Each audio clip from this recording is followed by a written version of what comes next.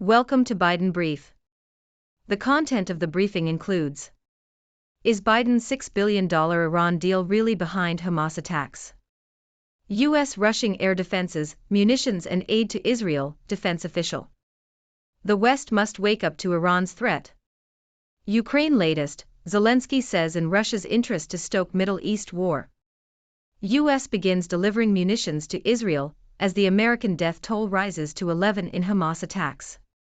Is Biden's $6 billion Iran deal really behind Hamas attacks?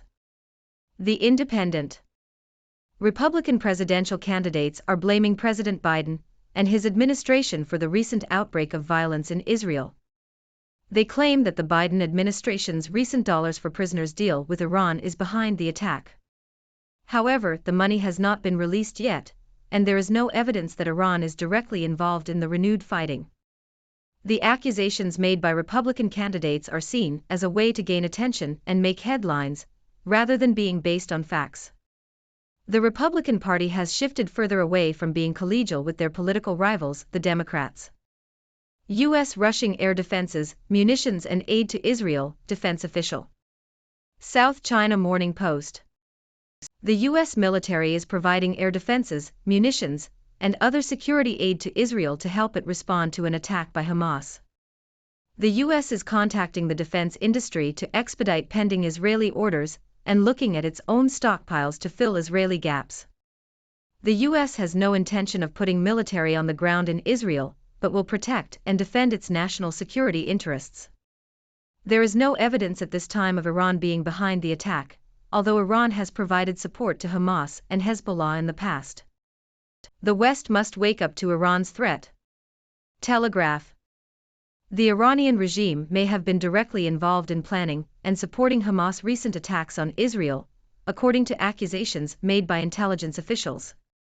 Iran has a long history of supporting proxy groups seeking the destruction of Israel, such as Hamas and Hezbollah. Western governments have attempted to moderate Iran's behavior through diplomatic means, including the 2015 Iran nuclear deal, but these efforts have failed. The U.S. recently approved the release of frozen assets to Iran, which could potentially be used to fund further terrorist activities. The West must recognize the threat posed by Iran and take a stronger stance against the regime. Ukraine latest, Zelensky says in Russia's interest to stoke Middle East war. Nikkei Asia. Ukrainian President Volodymyr Zelensky has accused Russia of attempting to stoke war in the Middle East to weaken global unity. Zelensky claimed that Russia's interests lie in creating a new source of pain and suffering to undermine freedom in Europe. He also stated that Iran, which he described as Moscow's ally, was openly supporting those attacking Israel. Zelensky expressed solidarity with Israel and condemned the recent terrorist attack on the country. Meanwhile, Russia's defense ministry claims to have thwarted two Ukrainian missile attacks on the Crimean Peninsula, with the country's air defense systems destroying the missiles. In addition, head of Russia's Chechnya region Ramzan Kadyrov has suggested that Russia's upcoming presidential election should be postponed due to the ongoing war in Ukraine or limited to one candidate, Putin. Kadyrov made the comments during a rally in Chechnya on Putin's birthday and attended by thousands. The war in Ukraine continues to escalate, with both sides intensifying attacks in an attempt to gain control of contested regions. Technology is playing an increasingly significant role in the conflict, with drones and cyber attacks being used by both Russia and Ukraine. Russia's war bloggers are also a cause for concern, as they have the potential to further incite unrest. Furthermore, a special report reveals that Russia is buying civilian drones from China for its war effort. The use of technology in the war is likely to shape the conflict moving forward. U.S. begins delivering munitions to Israel, as the American death toll rises to 11 in Hamas attacks. The Toronto Star. The U.S. has started delivering urgently needed munitions and military equipment to Israel, and is reviewing inventories to see what else can be sent quickly to boost its ally in the three-day-old war with Hamas, a senior Defense Department official has said. The U.S. is flooding the zone with calls and other messages so that extremist groups and other nations know they should not question America's commitment to supporting the defense of Israel. However, the official would not comment on whether U.S. military forces would be used at all. While the U.S. has the ability to support weapons needs in Ukraine and Israel and maintain security for America, the rapid delivery of munitions to the new war has raised concerns. Congress must pass more funding quickly for the U.S. to be able to give both Israel and Ukraine the weapons and munitions they both now need, Army Secretary Christine Wormuth said. It is clear the administration is now facing potentially competing requests from Israel and Ukraine for additional weaponry. White House and Trump battle over blame for Iranian billions linked to Hamas attacks. Telegraph. The Biden administration has attempted to deflect blame onto former President Donald Trump for allowing Iran access to $6 billion. The funds were released as part of a hostage release deal between the U.S. and Iran, and Republicans have accused the Biden administration of being dishonest about how Iran would use the funds.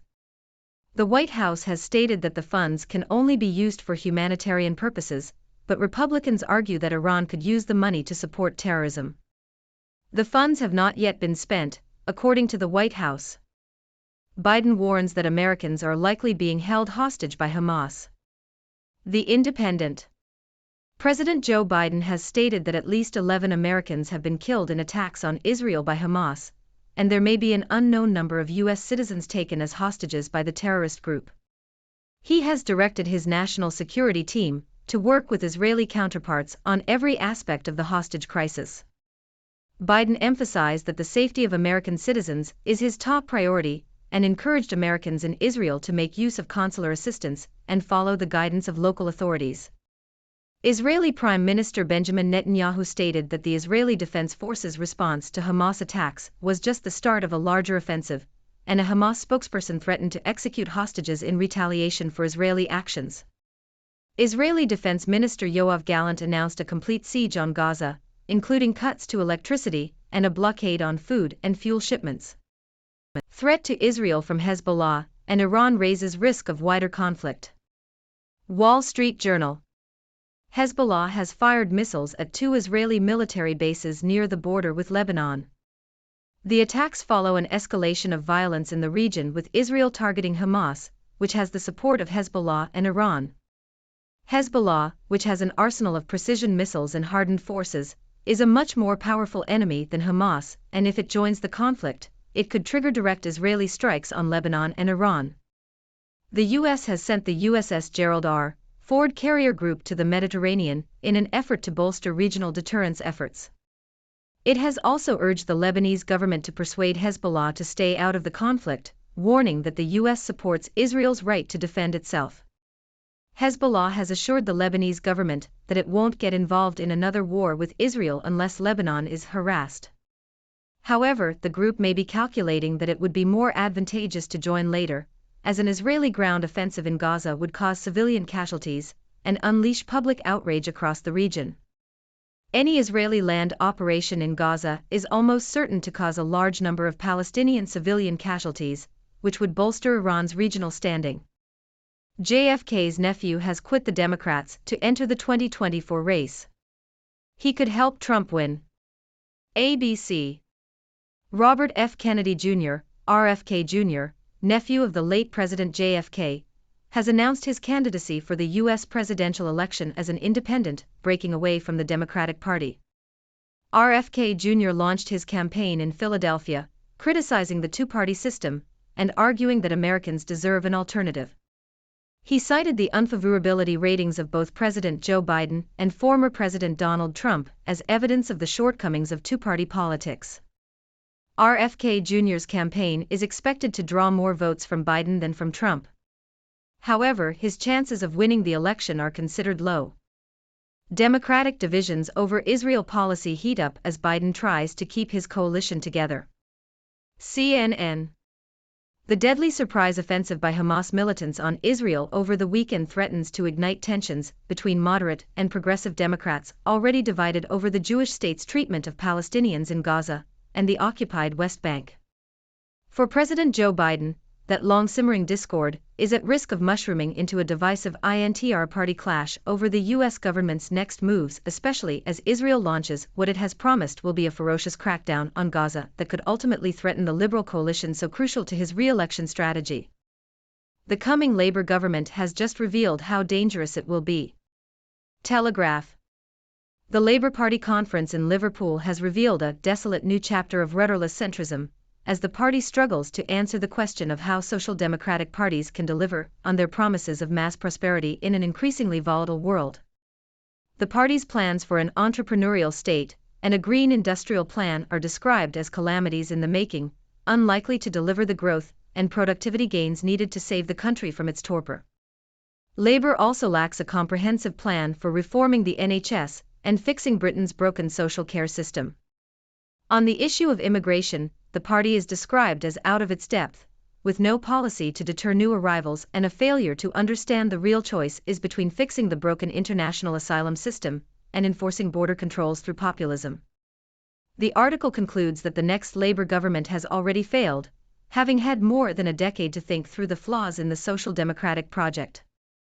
RFK all the way. Robert F. Kennedy Jr. announces an independent run for White House. The Sydney Morning Herald. Robert F. Kennedy Jr., an environmental lawyer and anti-vaccine activist, has announced that he will run as an independent candidate in the 2024 U.S. presidential election.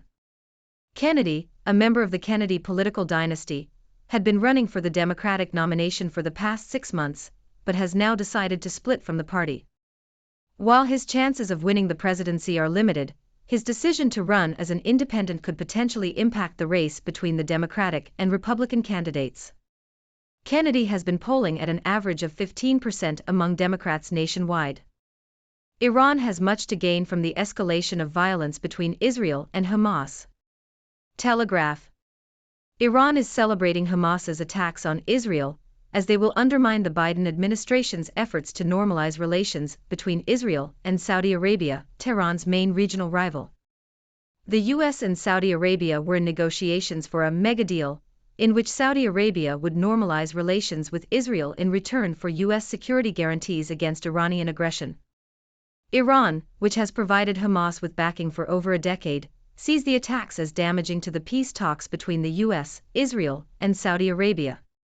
Iran has much to gain from the escalation in violence between Israel and Hamas.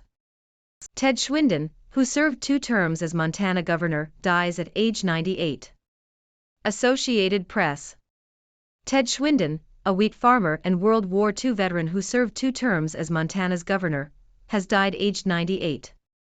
Schwinden was a Democrat who served as Montana's 19th governor from 1981 to 1989. He and his wife, Jean, opened the governor's mansion to the public for the first time, and often welcomed the public tours in person. The governor periodically drew national attention because he answered his own, listed telephone. Schwinden is survived by 3 children, 6 grandchildren, and 9 great-grandchildren. Sudan and Iran resumed diplomatic relations severed 7 years ago, promising to open embassies soon. Associated Press. Sudan and Iran have announced the resumption of diplomatic relations after a 7-year break. Sudan severed ties with Iran in 2016, after Iranian protesters stormed the Saudi Arabian embassy in Iran following the execution of a prominent Shiite cleric by Saudi Arabia. At the time, Sudan was a close ally of Saudi Arabia, and was fighting in the Saudi coalition against Iran-backed Houthi rebels in Yemen. The 2 countries have agreed to open embassies in each other's capitals soon. The rapprochement comes after Saudi Arabia and Iran agreed to re-establish diplomatic relations and reopen embassies earlier this year. Sudan has been experiencing violent conflict since mid-April. U.S. judge limits enforcement of forced reset trigger ban. Reuters. A federal judge in Texas has issued a preliminary injunction limiting the Biden administration's ability to enforce a ban on forced reset triggers, accessories that allow semi-automatic rifles to fire more rapidly. The order applies to members of the National Association for Gun Rights, NAGR, and any customers of commercial gun sellers associated with NAGR or Texas Gun Rights, the state's largest gun rights group. The judge ruled that the plaintiffs were likely to succeed in their lawsuit claiming that the Bureau of Alcohol, Tobacco, Firearms, and Explosives' decision to classify guns with forced reset triggers as machine guns was arbitrary and violated federal law. The order will remain in effect until the judge hears the full case. Former U.S. general reminds GOP Trump leaked Israeli intel to Iran ally. The Independent. Former U.S. General Mark Hertling has used Twitter to remind Republicans that Donald Trump shared classified information from Israel with Iran-allied Russia. Hertling drew attention to allegations that Trump told top Russian officials in 2017 that Israel had hacked ISIS computers to gain intelligence on bomb plots against the West. Israel was reportedly concerned that Russia would pass the information to Iran. Trump leaked the information in a meeting in the Oval Office in May 2017, with Russian Foreign Minister Sergei Lavrov, and then Russian Ambassador to the U.S. Sergei Kislyak. Trump insisted that he had the right to give Russia the information. Hertling's reminder follows Republicans accusing the Biden administration of helping to fund attacks in Israel, after a deal was struck to release $6 billion in frozen assets for humanitarian causes in Iran. The money remains in a restricted account in Doha. Republicans argue that the money is fungible, allowing Iran to move other funds around. Iran provides around $100 million per year to Palestinian armed groups, including Hamas and Islamic Jihad. Israel-Hamas war forces Biden and Netanyahu into uneasy partnership. Reuters. The strained relationship between U.S. President Joe Biden and Israeli Prime Minister Benjamin Netanyahu is being tested further as Israel prepares for a possible ground assault on the Gaza Strip. The two leaders have known each other for decades, but have significant differences in their views on the Israeli-Palestinian conflict. Biden has frequently stressed support for independent Israeli and Palestinian states, and has asked Netanyahu to halt the expansion of Jewish settlements in the occupied West Bank. Netanyahu, on the other hand, opposes Palestinian statehood anytime soon, and has approved the construction of thousands of new housing units for West Bank settlers. Despite their differences, Biden has assured Netanyahu of rock-solid U.S. support, providing Israel with everything it needs to fight Hamas. Biden has also directed his team to reach out to Gulf and neighboring countries to try to prevent a wider war and Hezbollah from opening a second front on Israel's northern border. However, Biden could change course if the Gaza death toll rises further and the fighting continues. At home, Biden faces pressure from Republicans who accuse him of emboldening Iran, as well as from Democrats who are calling for him to do more for the Palestinians. Nikki Haley criticized for calls on Israel to finish Hamas. The Independent. Former UN ambassador and GOP presidential primary candidate Nikki Haley has called on Israel to finish Hamas in the wake of a recent attack. Haley has joined other Republicans in blaming Joe Biden for the attack, and has called for the U.S. to provide assistance to Israel, including arming the nation, bolstering intelligence, and threatening repercussions for surrounding governments. Her call has been met with condemnation from both left-wing and right-wing commentators, who criticize her rhetoric and hawkish approach. Fox reporter suggests Israel aid could be hit by GOP senators' actions. The Independent.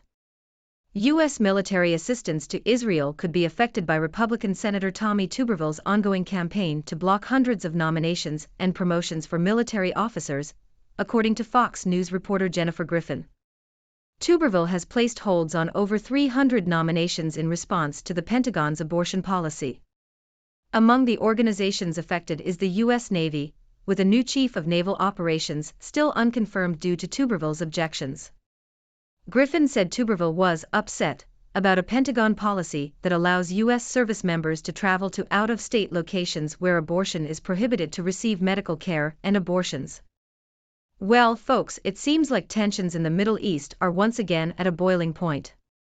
The recent outbreak of violence between Israel and Hamas has sparked a flurry of accusations, blame shifting, and political posturing. Republican presidential candidates in the U.S. are pointing fingers at President Biden and his administration, claiming that their recent deal with Iran is behind the attacks. However, there is no evidence to support this claim, and it seems more like a political move to gain attention than anything else. The U.S., for its part, is rushing to provide aid and support to Israel, but insists that it has no intention of putting military forces on the ground. Meanwhile, intelligence officials are accusing Iran of being directly involved in planning and supporting the attacks, highlighting the long history of Iran's support for proxy groups seeking the destruction of Israel. The situation is further complicated by the involvement of other actors, such as Hezbollah, which has fired missiles at Israeli military bases near the border with Lebanon.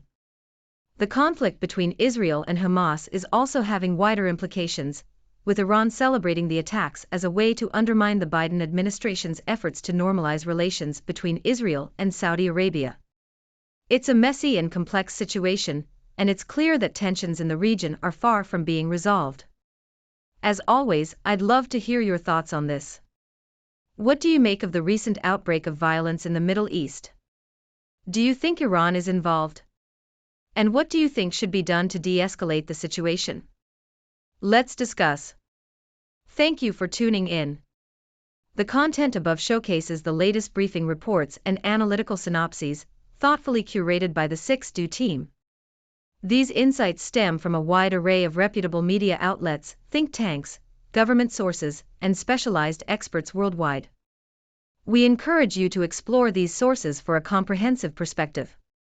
Keep in mind that while the content may not always align with the official standpoint of 6Do Brief, it's not meant to be taken as absolute directives for decision-making.